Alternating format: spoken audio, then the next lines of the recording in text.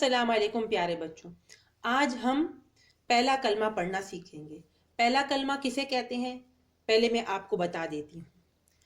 پہلا کلمے کا نام ہے طیب، اور طیب کا معنی ہے پاک۔ پہلا کلمے کا کیا نام ہے؟ پہلا کلمے کا نام ہے طیب۔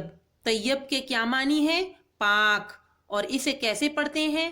لا الہ الا اللہ محمد الرسول اللہ۔ آپ میرے پیچھے پیچھے پڑھتے جائیں۔ پہلا کلمہ طیب، طیب میں نے پاک۔ پہلا کلمہ طیب، طیب میں نے پاک۔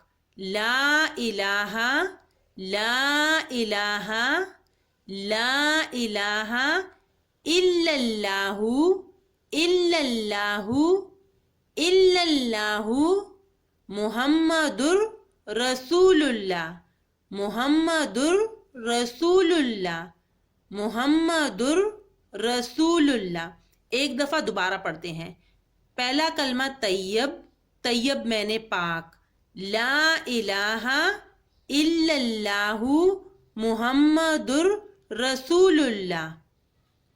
ایک دفعہ میں آپ کو پڑھ کے سناتی ہوں۔ اعوذ باللہ من الشیطان الرجیم، بسم اللہ الرحمن الرحیم، لا الہ الا اللہ محمد رسول اللہ۔ آپ اس کی مشق کرتے رہیں تاکہ یہ آپ کو اچھی طرح یاد ہو جائے۔ شکریہ۔